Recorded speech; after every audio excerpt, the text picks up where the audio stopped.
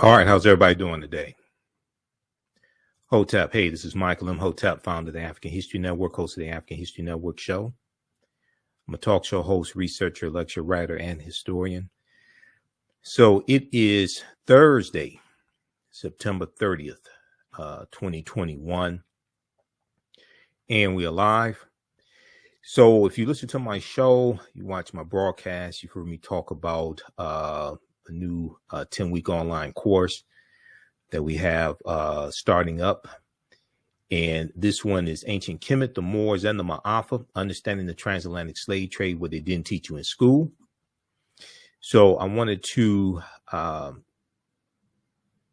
on and do a brief overview of this 10-week online course and what it covers. And we deal with thousands of years of history, and we deal with what led up to the transatlantic slave trade taking place. Okay. So class number 1 starts up Sunday, October 3rd, 12 noon to 2 p.m. Eastern Standard Time. And this is a fantastic class. You're going to learn a lot in it. You can visit our website, AfricanHistoryNetwork.com, AfricanHistoryNetwork.com to register for the 10-week online course. We do the class live. All the sessions are recorded. You can go back and watch it whenever you want to. All right. So we see stories, and if you watch my show, we see stories dealing with history and the attacks on teaching the history of slavery, African-American history, dealing with race, study classes dealing with racism or subjects dealing with racism. We see these attacks on this type of information taking place in various school districts across the country. A lot of times this gets labeled as critical race theory, but it's not critical race theory. Critical race theory is a legal analysis and is basically taught in law school and graduate school, things like this. One of the latest examples of this attack is this piece here from CNN that deals with out of Tennessee. Okay. And Tennessee parents say some books make students feel discomfort because they're white. They say a new law backs them up. All right. And you have this movement to shut down different teachings about the civil rights movement, different things like this, and claiming that it makes white students feel uncomfortable. All right. Then you have this story here, this other one. This is one that I've talked about before. This is a study from, this was a poll that was taken from USA Today Ipsos. And this one talks about how over 60%, actually 63% of Americans want children to learn the legacy of slavery. Okay. And it deals with a majority of Americans say they are in favor of their children learning about the legacy of slavery and the ongoing effects of racism in the United States. According to this poll, 63% of Americans polled say they are in favor of their children learning about the lasting effects of racism and slavery in the country. And you have a small but very vocal minority that shows up to school board meetings that are taking over school boards, things like this, pushing another agenda. Okay. And if we look at, let's see, one more article here.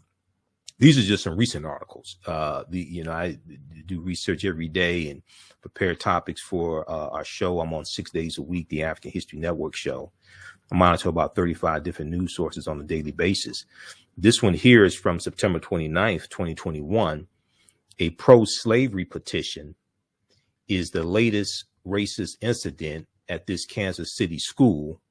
Parents say they've had enough. And this was an online petition some students started circulating to reinstate slavery. So we're at a pivotal time in history where you have some people of various races who want the real history taught. And then you have other people, largely white. You have other people, largely white, who are focusing on shutting down these conversations dealing with the history. don't want the history taught, and they use the disguise that they're afraid it will make white students feel guilty about being white. But I haven't seen any white students say they feel guilty about learning about this history. I've heard now what I think is happening is some white parents feel guilty, have some guilt about what's happened in history and about being white, maybe what their ancestors have done, maybe what their great grandfather did or something like that. Okay. So this is the environment that all this is taking place within. So I want to look here at the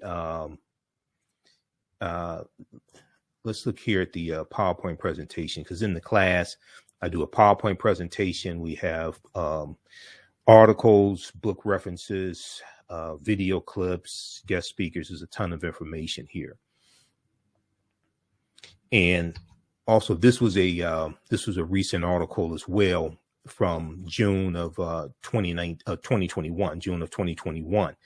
60% of Americans know little or nothing about Juneteenth. 60% of Americans know little or nothing about Juneteenth. Okay. And this is from New York Times. Now, if they know little or nothing about Juneteenth, then what do you think they really know about the history of slavery?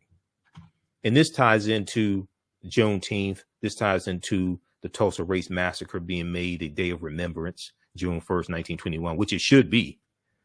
It should be. And what this does, making Juneteenth a federal holiday, and also the Tulsa Race Massacre being a day of remembrance, what this does is this forces a conversation, a national conversation about a history that many Republicans and state legislatures are passing laws to shut down the teaching of that history. So this is extremely important, because Americans are very ignorant of history.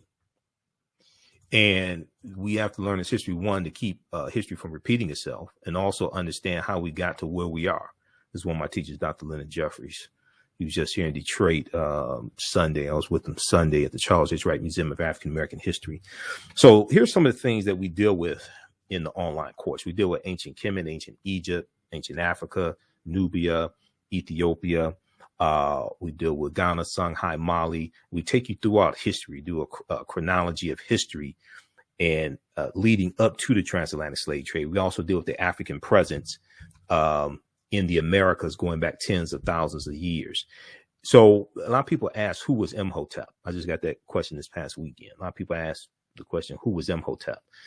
So Imhotep was one of the greatest people who ever lived in human history. The word Imhotep means he who comes in peace in the ancient Middle Netta language, the language of the ancient Egyptians or the ancient Kemites. The Greeks call it the hieroglyphics. He was a high priest. He was a physician, architect, mathematician, designer of the step pyramid for Pharaoh Zoser and the Subiti Zoser in the Third Dynasty. He was known as the world's first multi-genius. He was known as the world's first multi-genius. Okay. Now, here are some famous little statues of Imhotep as well. All right. And if you read the book by Dr. Malefi Ketiasante, there are a number of books that we use in the class. You don't have to buy any of these books to follow along in the class or anything like this, but the books that we use for reference. There's one from Dr. Malefi Ketiasante, this one right here, who's the chair of the Afro-American Studies Department at Temple University in Philadelphia. The Egyptian philosophers, ancient African voices from Imhotep to Akhenaten. The Egyptian philosophers, ancient African voices from Imhotep to Akhenaten. Okay, by Dr. Malefi Ketiasante. So this is before Aristotle, Plato, Socrates, all these Greek philosophers who were supposed to be so heavy. This deals with these African philosophers, Ptahhotep, Kunanub, Kagimni, Sanchi. This deals with these African philosophers. All right, so this is Imhotep, and this is not Imhotep. In the 2001 movie, The Mummy Returns, which was the sequel to The Mummy, the villain's name was Imhotep.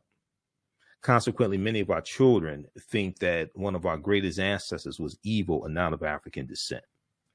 And this is one of the reasons why we have to be so careful of the type of information that our children take in through the media. Okay, this is why we have to be so careful of the type of information our children take in through the media, because they had this actor, Arnold Vosloo was his name, portraying Imhotep, who was a high priest. In the movie, he's a high priest, but he's also a villain.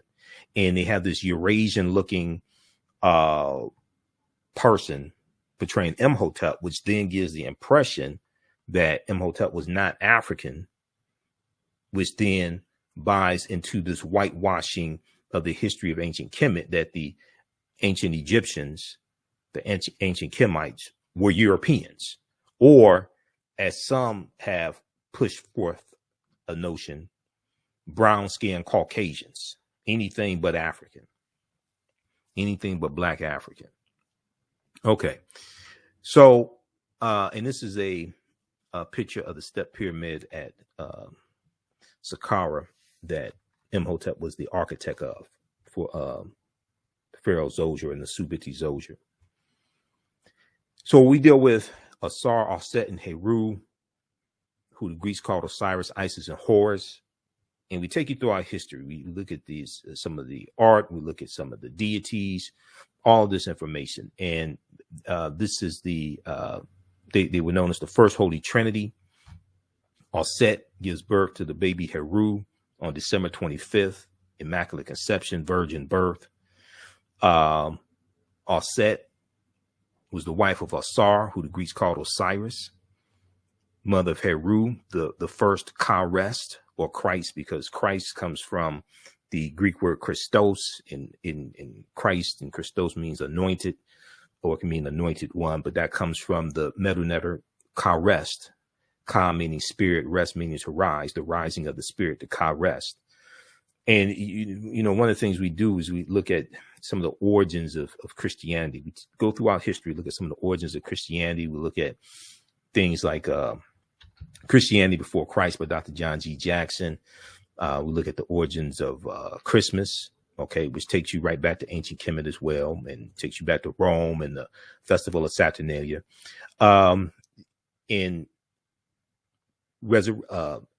Aset helps to resurrect Asar after he's killed by his brother. Well, after he's killed by his brother Set. Okay, Heru helps to resurrect Asar, but Aset gathers the pieces of Asar's body. Asar is cut up into 14 pieces by his brother Set, and Aset, the wife, recovers 13 of those pieces.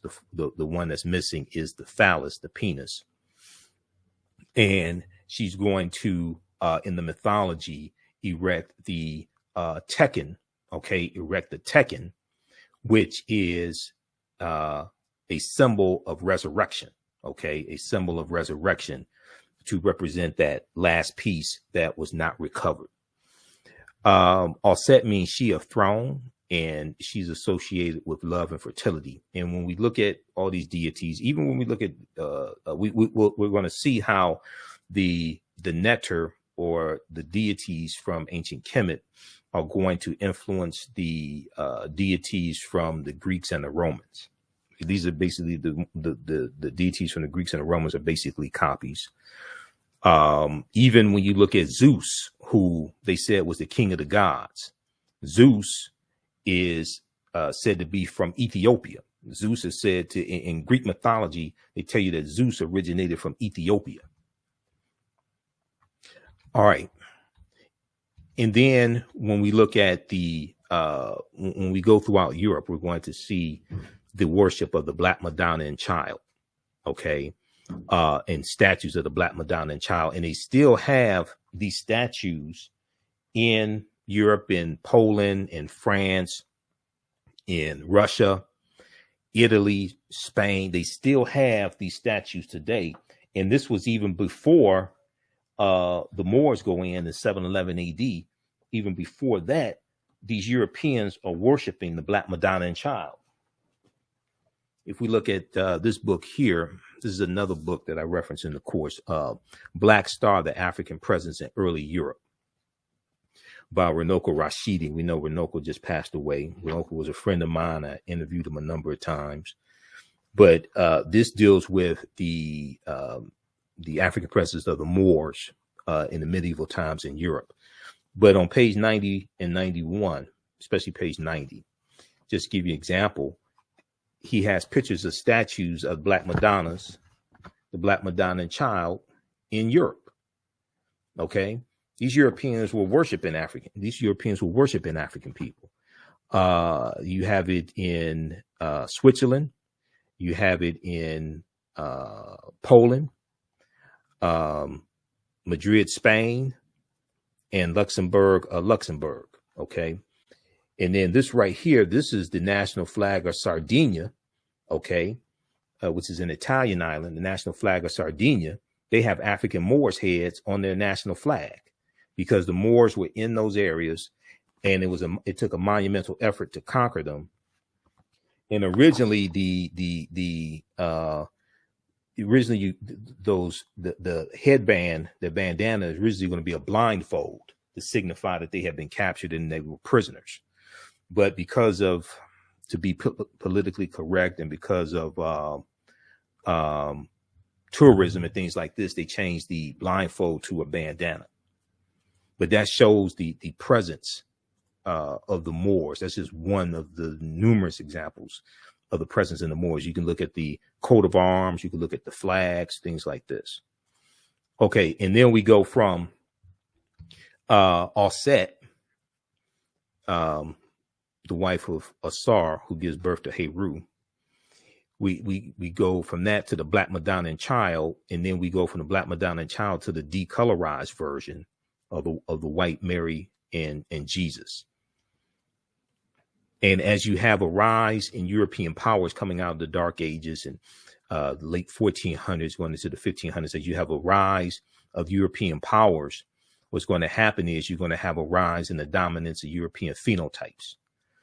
And you're going to have a lot of these historic or mythological figures, a lot of these figures from mythology or what have you. You're going to have a lot of these figures that are going to be reinterpreted as European. So Michelangelo paints the Sistine Chapel, and he uses his relatives as the models of Adam and Eve and of God, and depicts them as being Europeans.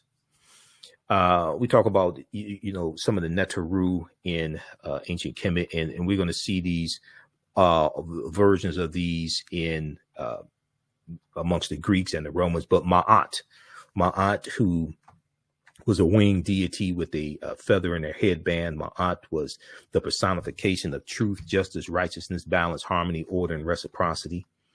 We talk about the 42 laws of Ma'at, or and that which is a precursor to the 10 Commandments as well. So these are just a few of the things that we talk about. Now, this right here shows the theft of the culture. When I was in 1970s, I remember the Shazam and ISIS hour. They used to come on CBS. Used to come on CBS 11 a.m. Saturday morning. And it was a live action show. Shazam had a half-hour show. ISIS had a half-hour show. And with the superhero or the superheroine ISIS, they said that she got her powers from ancient Egypt. But they didn't say that ancient Egyptians were African people. And this was this white woman who got her powers from ancient Egypt. And they're taking symbols, the sun disk of Ra, in the horns of Het Heru, etc. And even at the beginning of the show, when they have when the opening of the show and the theme song, all this stuff, they talk about the names of deities of Neter from ancient Kemet. And they talk about her getting where she gets her powers from. But they ain't say that these were the ancient Kemetic people were African people. So they just, ran this game on us, and it made us think, oh, this plays into this myth that the Egyptians were white. This is Dr. David Imhotep. He wrote the book, The First Americans Were Africans, Documented Evidence. He's a friend of mine. I've interviewed him, I think 14, 15 times, something like that.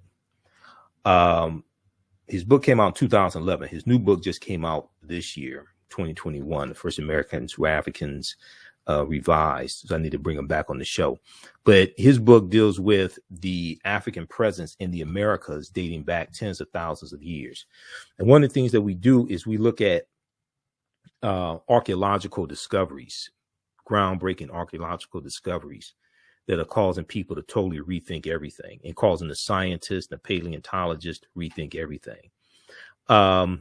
Page 14 of his book, The First Americans Were Africans, Documented Evidence. He talks about evidence of an African presence 51,700 years ago, found in a campsite in Allendale County, South Carolina, discovered by archaeologist Dr. Albert Goodyear. Okay, now this discovery was in 2004. 2004. I'm going to show you a picture of Dr. Albert Goodyear here in just a minute. All right, how's everybody doing? Do me a favor, share this broadcast on your social media platforms. Invite your friends to tune in. If you like this information, give us a thumbs up. Okay. Give us a thumbs up or a heart or a like, whatever it is. And then be sure to register for this 10-week online course. Class number 1 starts up Sunday, October 3rd, 2021. The class is regularly $130. It's on sale $80. We do the sessions live. All the sessions are recorded. You can go back and watch them anytime. There's bonus content that you'll get as well. And even after the 10-week course is over with, you can go back and watch the entire course. You have access to it. You can so next year, if you want to go watch the entire 10-week course again, you can do that. Not a problem. All right. So class is going to be 12 noon to 2 p.m. Eastern Standard Time. We do 10 consecutive Sundays. And we go through and look at thousands of years of history and what led up to the transatlantic slave trade taking place. And we go through and analyze the transatlantic slave trade. And then there's a second 10-week online course that I teach that focuses on history from 1865 with the end of the Civil War through 1968. Okay, that class is from the Civil War to the Civil Rights Movement and Black Power, 1865 to 1968. But if we look here at what they found at this campsite, they found 13 different types of evidence thoroughly documenting an African presence in this country from that dates back at least 51,700 years ago. They found artifacts, architecture, campsites, carvings, Egyptian writings, footprints in lava, genetic M174D haploid groups dealing with DNA and genetics. They found linguistics, paintings, skulls, skeletons, structures, and tools. They found 13 different types of evidence thoroughly documenting an African presence in this country going back at least 51,700 years ago. All right. So we're going to go through and look at a number of different archaeological discoveries, okay, that just are blowing everybody's minds. New discoveries are coming out every other week. And when you read about these, they tell you that it's causing everybody to rethink everything. It's causing the scientists and archaeologists and paleontologists, et cetera, it's causing them to rethink everything. And they keep having to push the timelines back. Okay. You remember Juvenile had the song Back That Thing Up, like 1999, 98, 99. When these new discoveries keep coming out, they keep having to back that thing up. They keep having to push the timelines back. This article is from November 18, 2004 from ScienceDaily.com. They talk about the discovery from Dr. Albert Goodyear. And the name of this article, is New Evidence Puts Man in North America 50,000 Years Ago. Now, you'll find when the other thing is really, really important. When these discoveries take place, and I go look at them in different news sources, all the news outlets carry them. Okay, all the news outlets carry these discoveries. But if they talk about it maybe on MSNBC, it may be for 30 seconds. But all the outlets, Washington Post, New York Times, National Geographic, USA Today, CNN, NBC, they all have stories about it. You can go research this. But this one right here says radiocarbon tests of carbonized plant remains. Now, this is a summary of the article. And this is not my summary. This is the summary from ScienceDaily.com, which is a scientific website. They have scientific discoveries there and archaeological discoveries, etc. It says radio tests of carbonized plant remains, where artifacts were unearthed last May along the Savannah River in Allendale County by University of South Carolina archaeologist Dr. Albert Goodyear, indicate that the sediments containing these artifacts are at least 50,000 years old. Meaning that humans inhabited North America long before the last ice age. Okay, now that's not me saying this. All right, now this was before Native Americans came into existence. This is before white people existed on the face of this earth. Okay, this was the Khoisan, who have the oldest DNA on the planet. They come from Southern Africa. They're the ancestors to the Ainu and the Twa. They went all around the world, and they were here. So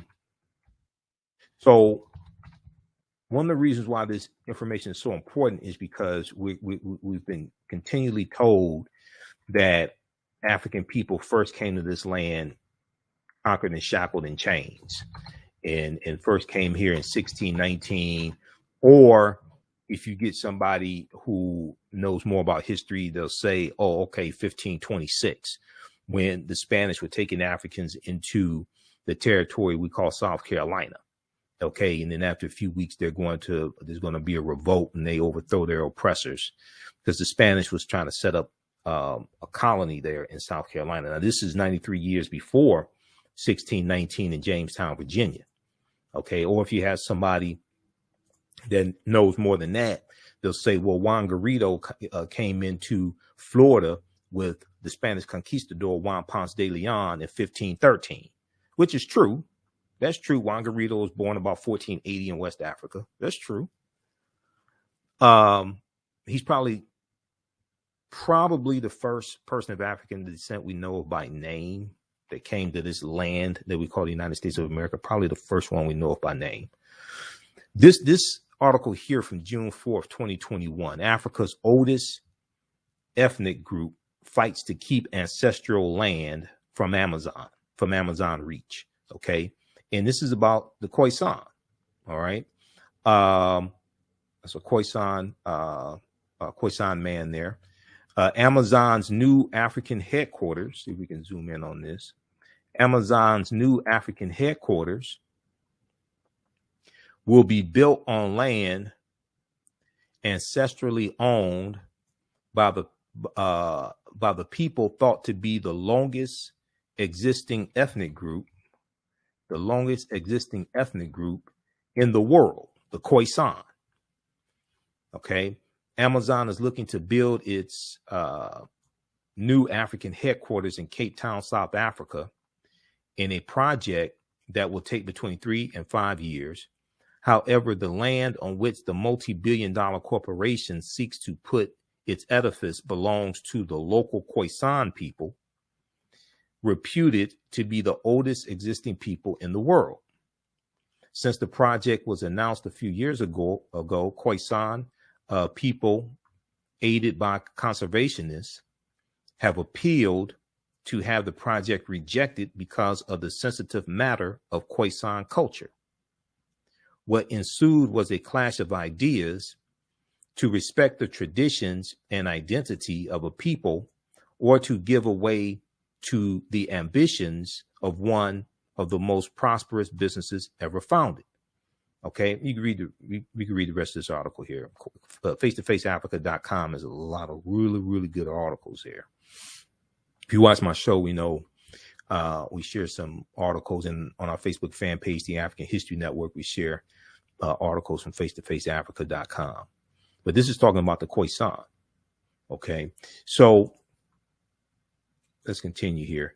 And there was a really good discovery that came out, because I read a lot of these articles here, and I've been teaching this class for going back to 2017, and I incorporate more of the archaeological discoveries as they come out. There was this one here from June of 2017, I think it was. And this one deals with Morocco. This deals with a discovery that was flipping the archaeological world upside down. This dealt with a discovery in Morocco where they found Homo sapien, remains of Homo sapiens, modern man, that date back between 300,000 to 350,000 years ago.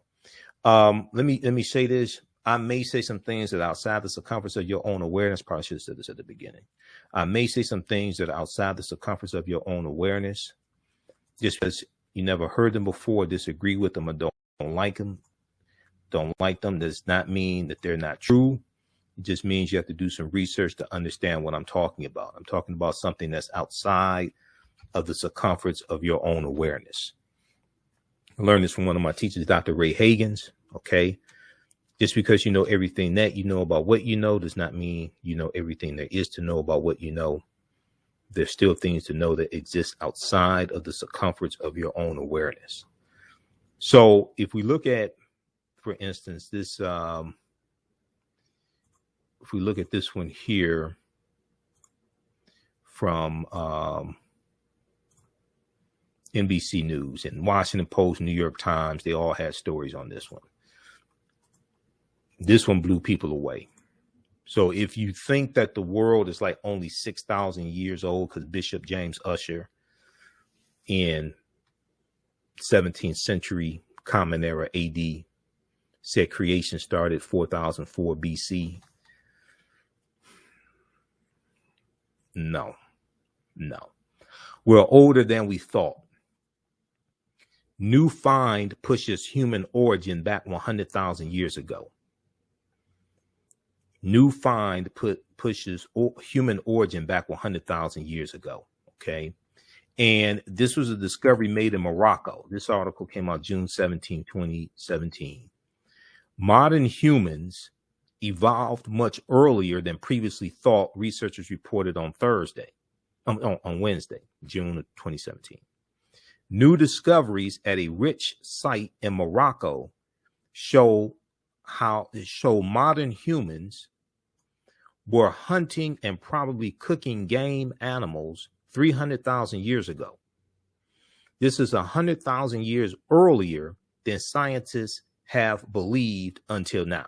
This discovery here just blew everything out the water, because the oldest remains they had of Homo sapiens date back about 195,000 years ago in Ethiopia. This discovery here blew that out the water by 100,000 years. The new site near Morocco's coast in the city of Makarek has always yielded interesting human remains. New discoveries and new dating methods show that, in fact, many of the bones belong to modern Homo sapiens, and they lived as far back as 300,000 or 350,000 years ago. As far back as 300,000, 350,000 years ago. The earliest previous Homo sapiens bones date back 195,000 years ago, and they're from clear across the continent in modern day Ethiopia, which shows that we were migrating out of East Africa earlier than originally thought. Taken together, the findings show modern humans were dispersed across Africa long before anyone ever thought. Okay. Read the rest of this. This is a deep article. And they have the journal Nature has a lot of these archaeological discoveries. And then all the news outlets will pick them up from the journal Nature. Let me see here. Okay. 300,000, 300.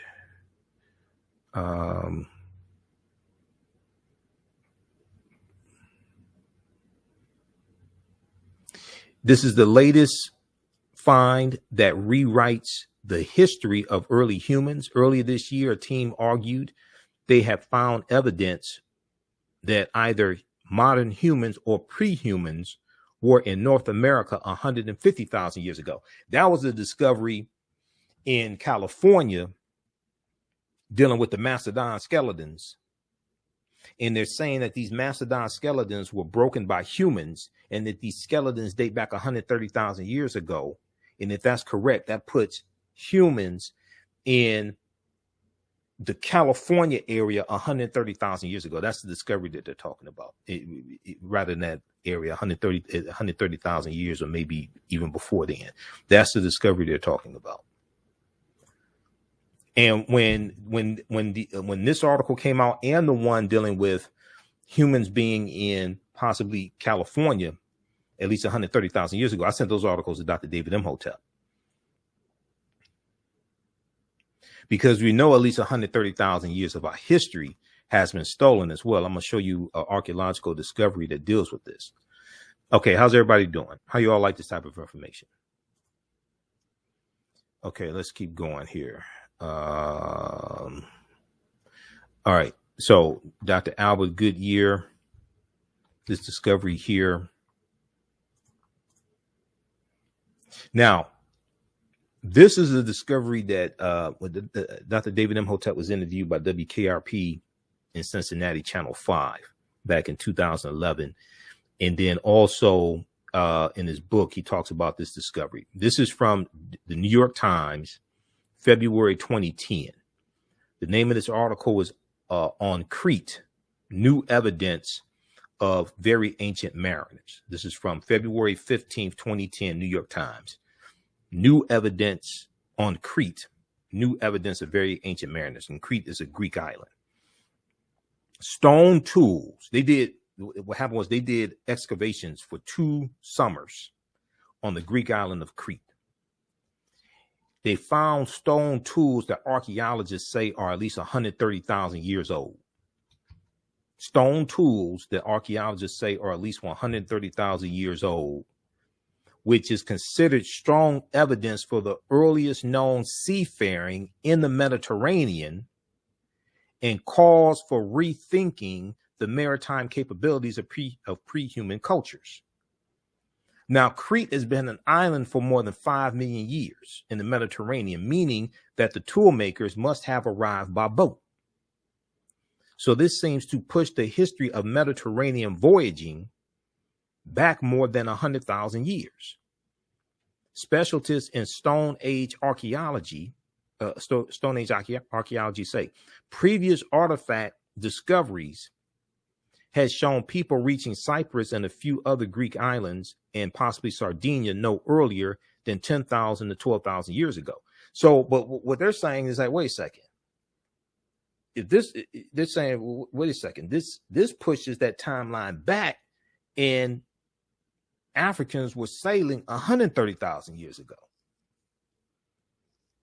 This is why I say we know at least 130,000 years of our history has been stolen. This discovery here just caused them to have to rethink everything and push the timelines back. Now, this is another discovery here. This one was revealed in 2013. They had done the excavation and everything before then, but this was revealed 2013. This is about Tanis Heracleion. Tanis Heracleion was the lost city of Egypt that was swallowed into the sea. Okay, Tanis Heracleion. This is an article here from Yahoo News that they picked up from the Telegraph, which is a UK newspaper. The Telegraph reports that 150 feet beneath the surface of Egypt's Bay of Abu Qir, they found 64 ships, 16-foot tall statues, 700 anchors, countless gold coins, and smaller artifacts. Now, the archaeologist Frank Gadillo was the one who headed up this excavation. He estimates that Tanis Heracleion was built around 8th century BC. Now, this is some pictures of what they found. I have some video that they shot of them underwater, and they have these artifacts there. But these are some still pictures of some of the statues they found and what they were able to find, and what they brought to surface. Also, this is the legs of a statue that's broken off. That is from the horns. The horns and sun disk. It's probably offset, either that or Het Heru.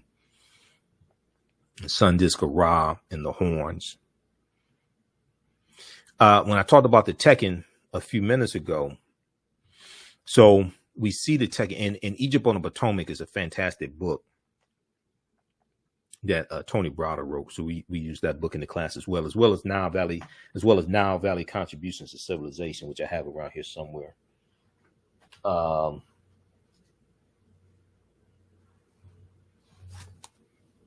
So Nile Valley Contributions to Civilization by Tony Browder. Fantastic book. And then also Egypt on the Potomac by Tony Browder as well, which deals with how the layout of Washington, D.C.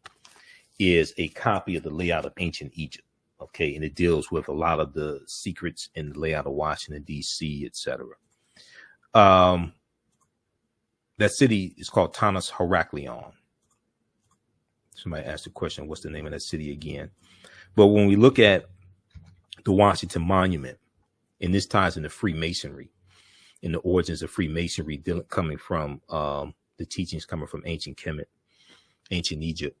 The Washington Monument is a Tekken. We know George Washington was a Freemason, but the Tekken being a symbol of resurrection, coming from the mythology of Asar, Aset, and Heru, there are about 1,200 Tekkenu for plural, about 1,200 Tekkenu throughout ancient Kemet. Historically, today there are somewhere between 7 to 12. Okay. When we look at Freemasonry, the word Mason is derived from the Latin words mass and sun.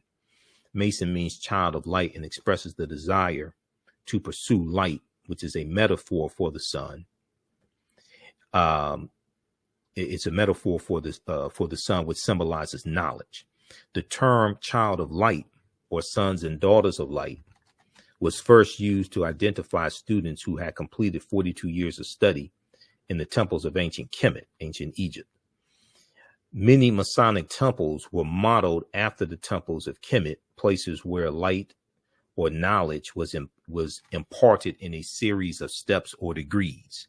Okay, light or knowledge was imparted in a series of steps or degrees. So the concept of getting your credentials, when you go to college and you get your credentials, you get an associate's degree, bachelor's degree, master's degree, PhD. The concept of getting those credentials in a series of degrees, okay, comes out of ancient Kemet. And we also see the concept of the liberal arts coming out of ancient Kemet as well. George G.M. James in Stolen Legacy talks about the 7 liberal arts, the arithmetic and the logic and the rhetoric, things like this. Stolen Legacy, okay, is a very, very good book by George G.M. James. So we see all this traces back to ancient Africa. If you read pages 18 and 32 of Egypt on the Potomac, Browder breaks this down. Now, 50 of the 56 signers of the Declaration of Independence were Freemasons, and 13 of the 39 signers of the U.S. Constitution were Freemasons also. So some other things that we deal with in the class, we go through a timeline of history, starting in ancient Africa, do ancient Kemet and Nubia, Ta-Nehesi, all that, Ethiopia. We go throughout history up to and including the transatlantic slave trade. So some of the things we deal with in the class is, what was the transatlantic slave trade? What were some of the events leading to the transatlantic slave trade starting, to understand this? Like whether you talk about 1441, Anton Gonsalves, going into Mauritania, capturing some Africans. This is looked at as the beginning of the transatlantic slave trade. You look at the Moors starting to lose control, especially in Spain. You look at Europe coming out of the Dark Ages. There's a number of things that we see leading to the transatlantic slave trade taking place. What role did Christopher Columbus play? Because Columbus helps the transatlantic slave trade to spread. He helps lay the foundation for racism, slavery, capitalism, and the exploitation of indigenous people. So we go through and look at Columbus and his 4 voyages. And today, you know, in the past few months, we've heard Haiti in the news, we've heard Cuba in the news, and Jamaica. Okay, these are all 3, Cuba, Haiti, and Jamaica are all 3 countries, islands that Columbus conquered about 529, almost 530 years ago or so. Hispaniola, the island Hispaniola, where Haiti is, 1492, Cuba, 1492, Jamaica, 1494.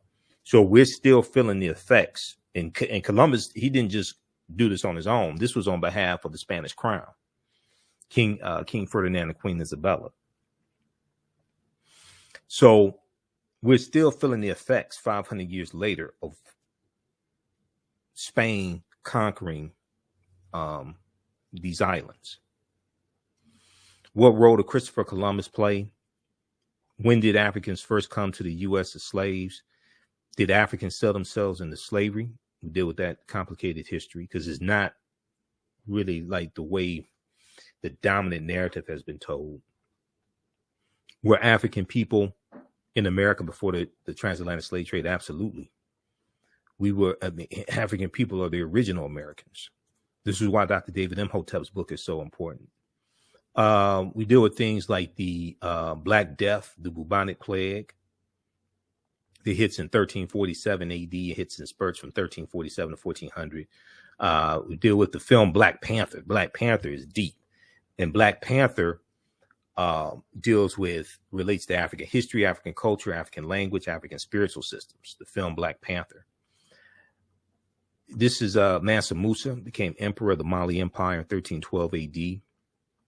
There's an article from history.com, official website of the History Channel, that shows a connection between Mansa Musa and T'Challa. T'Challa, who's the Black Panther.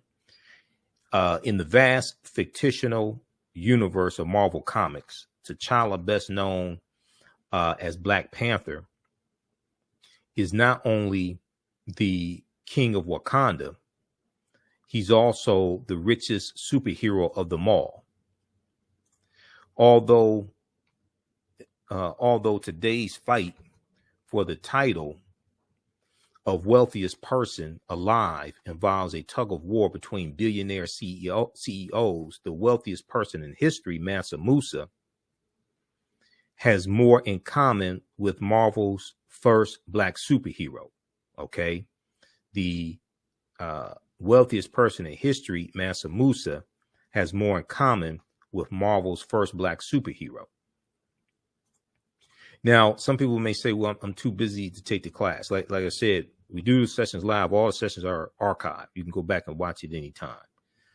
If you can go and watch the class next year, or if you have to watch the class at 2 a.m. or something like that, you can do this. You don't have to be present in the class.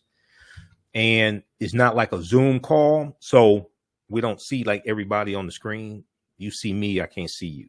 We have a live text chat in the class.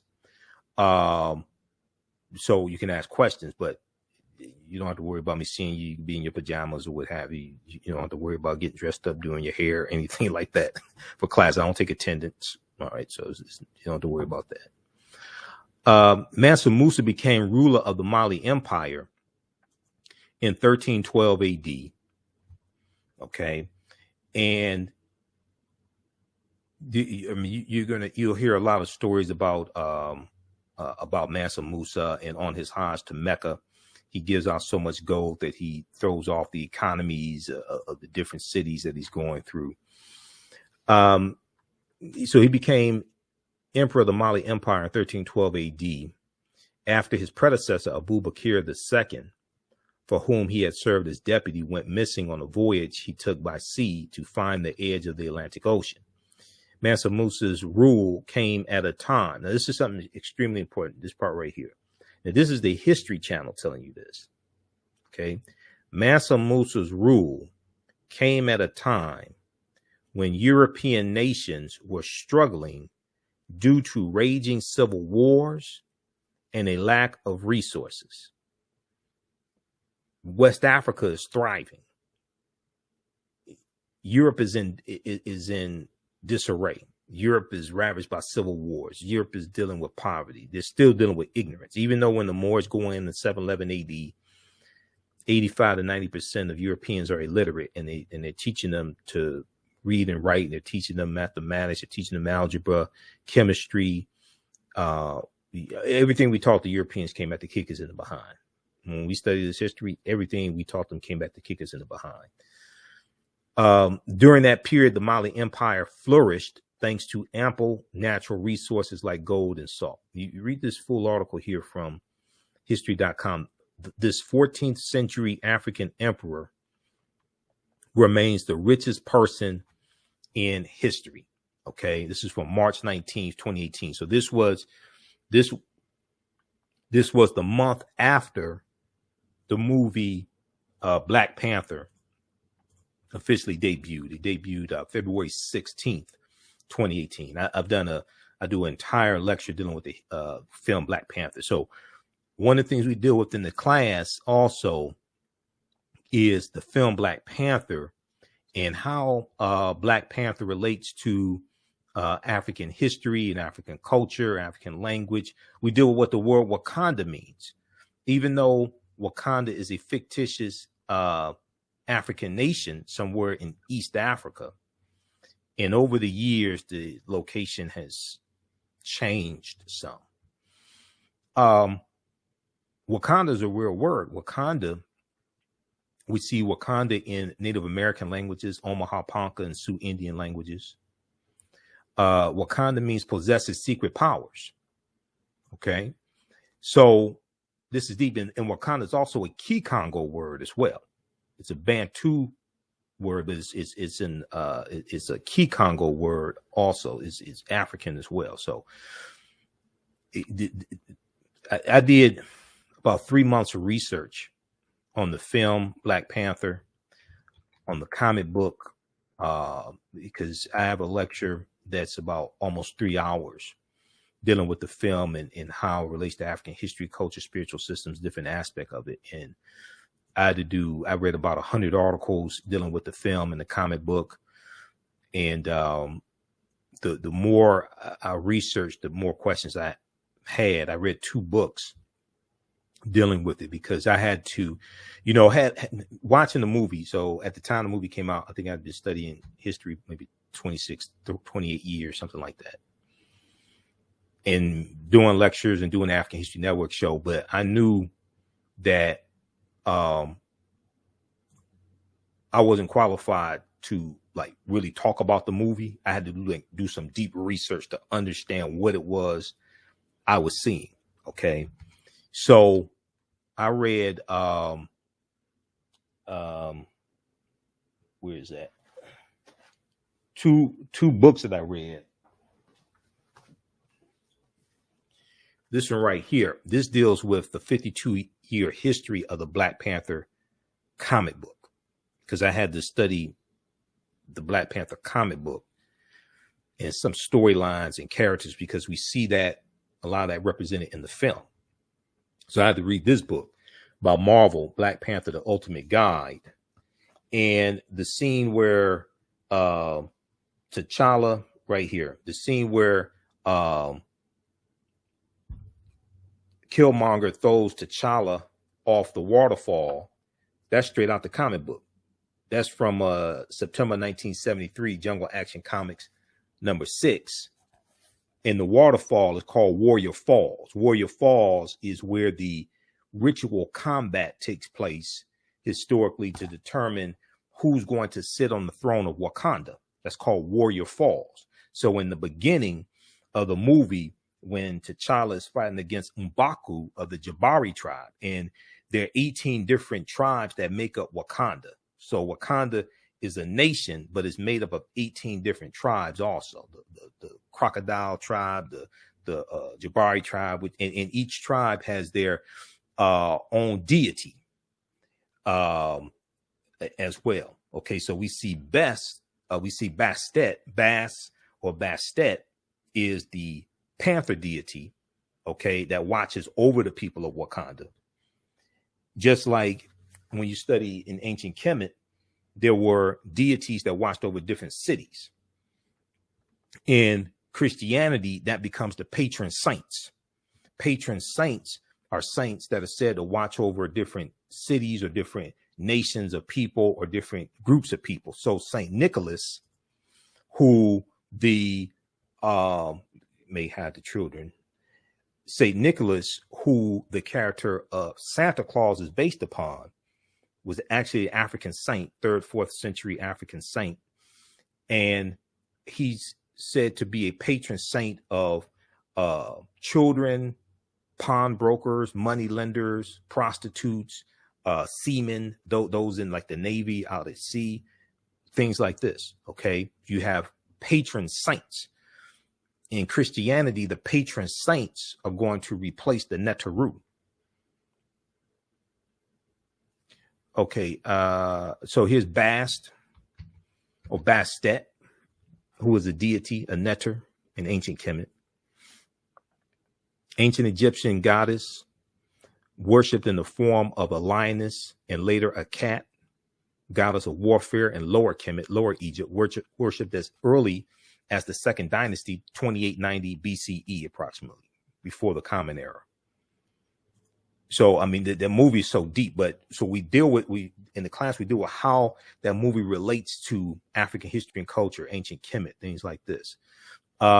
We talk about the Black Death. So if we go back here and look at some other things that we deal with in the class, the 800-year occupation of Europe by the Africans known as the Moors, and the Moors are taking the teachings from ancient Kemet, ancient Egypt into Europe. And these are going to be teachings that bring Europe out of the Dark Ages.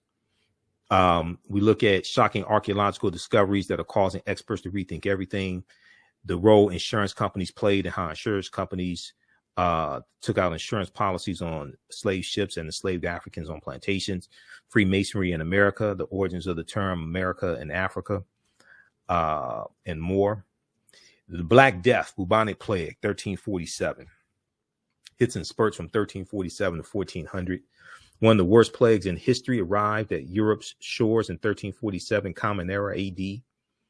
5 years later, some 25 to 50 million people were dead. Nearly 700 years after the Black Death swept through Europe, it still haunts the world as the worst case scenario for an epidemic. Called the Great Mortality, as it caused its devastation, the second great pandemic of the bubonic plague became known as the Black Death in the late 17th century. Europe is going to lose between a quarter to a third of its population because of the Black Death, over from 1347 to about 1400. They lose somewhere between 20 estimates of somewhere between 25 million to 75 million people. The Black Death. And what it did was it liquefied your lungs. So you, over the course of a number of days, would end up coughing up your lungs, coughing up blood.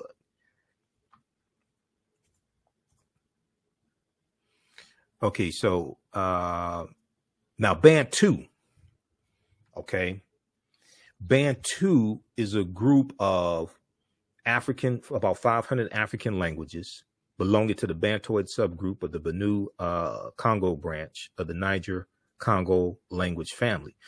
The Bantu languages are spoken in a very large area, including most of Africa, from southern Cameroon eastward to Kenya and southward to the southernmost tip of the continent of Africa, including South Africa.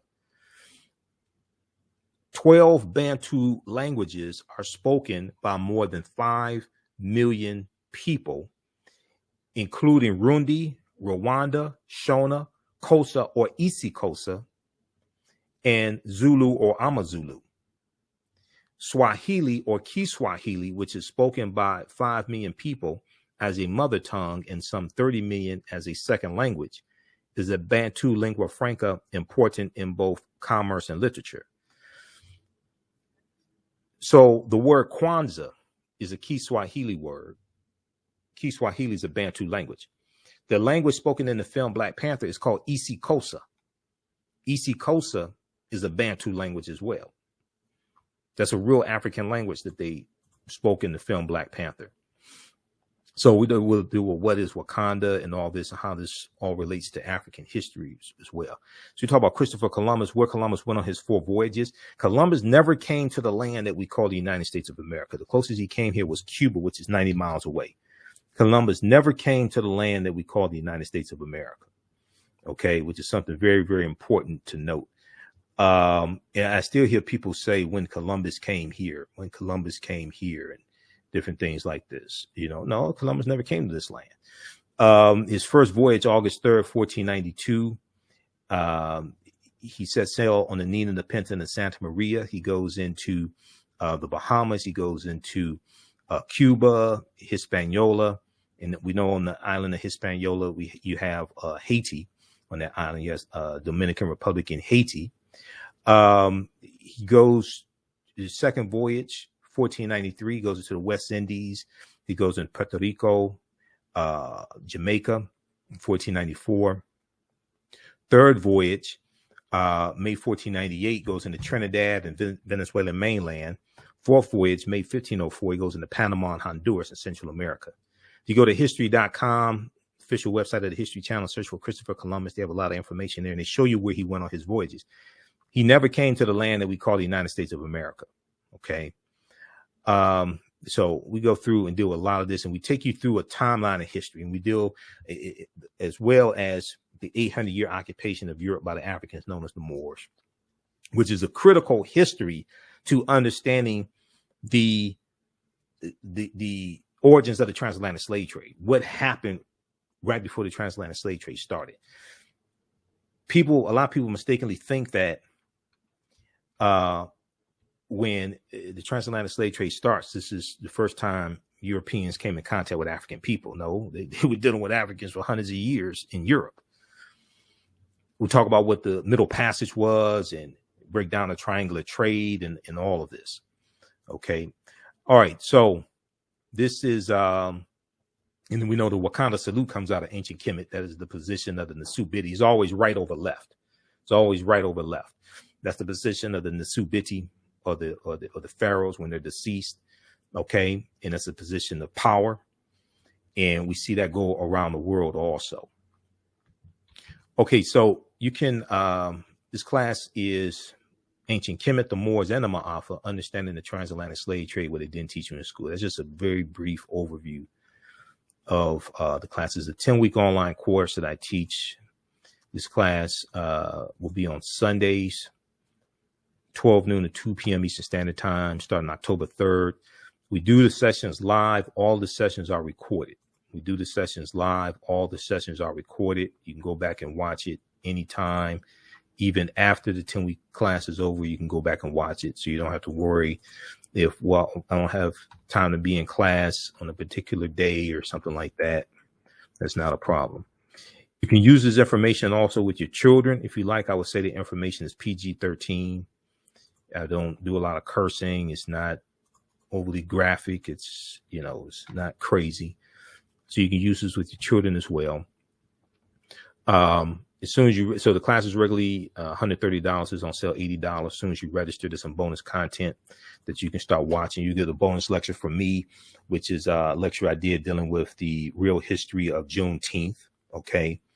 The real history of Juneteenth is a 2.5-hour lecture. I did that June of 2021. All right. Okay. So, okay, you get that. And okay. Oh, the other class that I teach is the second class is From the Civil War to the Civil Rights Movement and Black Power, 1865 to 1968. This class picks up basically where Understanding the Transatlantic Slave Trade leaves off. Okay. So if you want to register for this class as well, you can register for that. That's on Saturdays, 12 noon to 2 p.m. Eastern Standard Time. And so, as soon as you register, you can watch the class we just did this past weekend of From the Civil War to the Civil Rights Movement and Black Power, 1865 to 1968. That's a fantastic class as well. Each class we go through and analyze approximately a 10-year period of history to see what happened after slavery ends. And we deal with some of the history leading up to the Civil War as well. All right. So register for those classes, and we'll see you in class. And also be sure to listen to my show and watch my show, the African History Network show. We're on Monday through Friday, 11 p.m. to midnight Eastern Standard Time, and Sundays, 9 p.m. to 11 p.m. Eastern Standard Time. We broadcast on 9:10 a.m. the Superstation WFDF here in Detroit. But you can also listen on the iHeartRadio app. Download the iHeartRadio app, search for 9:10 a.m. Superstation. You can listen live there. And then the audio podcast on my shows are on iHeartRadio as well. iHeartRadio, iTunes, CastBox, Stitcher. Just search for the African History Network show.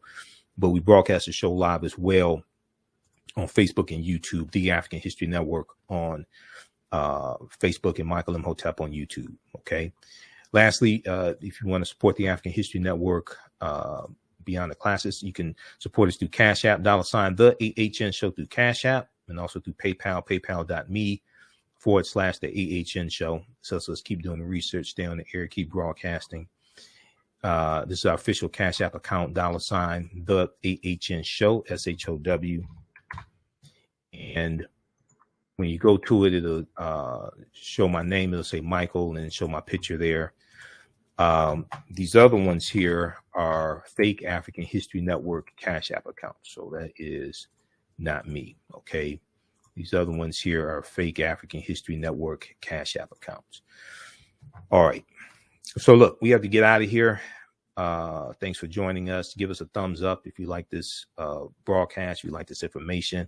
Hopefully we'll see you in class. Remember, at the African History Network, we focus on educating, empowering, and inspiring people of African descent throughout the diaspora and around the world. Because right now, it's correct wrong behaviors, not over till we win. Wakanda forever. And